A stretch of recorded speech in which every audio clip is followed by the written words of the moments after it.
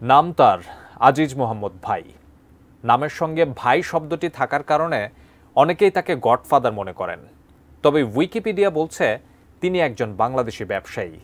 তার বিরুদ্ধে হত্যা ও মাদক পাচার সহ বেশ কিছু গুরুতর অপরাধে জড়িত থাকারও অভিযোগ রয়েছে। চিত্রনায়ক সোহেল চৌধুরী হত্যা মামলায় যাবজ্জীবন দণ্ডপ্রাপ্ত পলাতক আসামি তিনি। কিন্তু কে এই আজিজ মোহাম্মদ ভাই? সত্যিই কি তিনি ডন নাকি অন্য কিছু? জানাচ্ছেন সহকর্মী এসআই রাজ।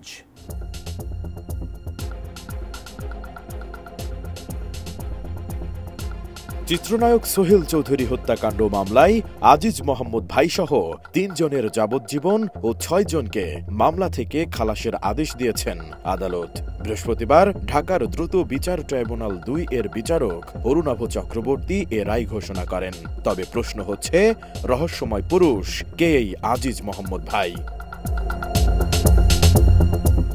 বাংলাদেশের রহস্যময় ব্যক্তিদের তালিকার প্রথম দিকেই যার নাম থাকবে তাদের একজন এই আজিজ মোহাম্মদ ভাই, যাকে নিয়ে আছে নানা গল্প, নানা রহস্য। আর এসব গল্পের বেশিরভাগই চলচ্চিত্র জগতের নারী ও হত্যা কেন্দ্রিক। এসব গল্পের কতটুকু সত্য আর কতটুকু মিথ সে নিয়েও আছে নানা মত। ১৯৪৭ সালে ভারত ভাগের পর আজিজ মোহাম্মদ ভাইয়ের পরিবার ভারতের গুজরাট থেকে তৎকালীন পূর্ব পাকিস্তান, আজকের বাংলাদেশে চলে আসে। তাদের পরিবার মূলত পারস্য বংশোদ্ভূত। ধনাঢ্য এই পরিবার পুরান ঢাকায় বসবাস শুরু করে। ১৯৬২ সালে আজিজ মোহাম্মদ ভাইয়ের জন্ম হয় আরমানিটোলায়। পারিবারিক সূত্রে আজিজ মোহাম্মদ ভাই নিজেও শুরু করেন ব্যবসা। মালয়েশিয়া, থাইল্যান্ড, হংকং, সিঙ্গাপুরে রয়েছে তার হোটেল ও রিসোর্টের ব্যবসা। আবার মাদক ব্যবসার সঙ্গেও জড়িত থাকার প্রমাণও পাওয়া গেছে তার। সানবিট সব দিবে সামাল। সানবিট ম্যাজিক প্রেস ডিশওয়াশিং এর মাথা ঘোরানো সলিউশন।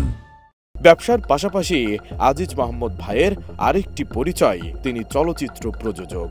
বলা যায় ৯০-এর দশকে এমবি ফিল্মসের ব্যানারে চলচ্চিত্র প্রযোজনায় এসে ব্যবসায়ী পরিচয় ছাপিয়ে যান তিনি। নতুন নায়িকা, মডেল তৈরিতে তার খ্যাতি আছে ফিল্ম পাড়ায়। এ কারণে চলচ্চিত্রে এসে আধিপত্য বিস্তার করে ফেলেন তিনি। চলচ্চিত্র নায়িকা সহ বিভিন্ন নারীদের সঙ্গে আজিজ মোহাম্মদ ভাইয়ের সম্পর্ক নিয়ে নানা মুখরোচক গল্প আছে। এরশাদের আমলে একবার তিনি গ্রেপ্তার হয়েছিলেন নারীর সঙ্গে সংশ্লিষ্টতার কারণে। অবশ্য দ্রুতই আবার মুক্তি পান তিনি। তাকে মুক্ত করতে আবা খান বাংলাদেশ পর্যন্ত এসেছিলেন। এতে ধারণা করা হয় অপরাধ জগতের ডন দাউদ ইব্রাহিমের সঙ্গেও তার ঘনিষ্ঠ সম্পর্ক রয়েছে। পরবর্তীতে একজন পত্রিকার সম্পাদককে হত্যার অভিযোগ আসে তার বিরুদ্ধে।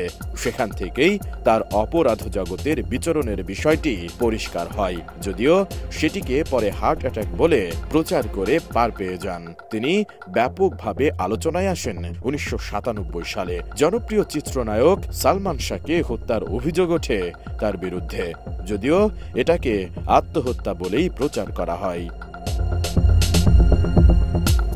এই হত্যার পেছনে আরো সন্দেহ বাড়িয়ে দেন সালমানের স্ত্রী সামিরার তখন থাইল্যান্ডে অবস্থানের কারণে। শোনা যায়, সালমান শাহ নিহত হওয়ার আগে একটি পার্টিতে সালমানের স্ত্রী সামিরাকে চুমু দেয় আজিজ। এতে ক্ষিপ্ত হয়ে সকলের সামনে আজিজকে চড় মারে সালমান। এটাকে মোটিভ হিসেবে ধরেন অনেকেই, যদিও হত্যাকাণ্ডের সময় থাইল্যান্ডে ছিলেন আজিজ। সালমান হত্যাকাণ্ড নিয়ে দুবার জিজ্ঞাসাবাদ করা হয় আজিজ মোহাম্মদ ভাইকে।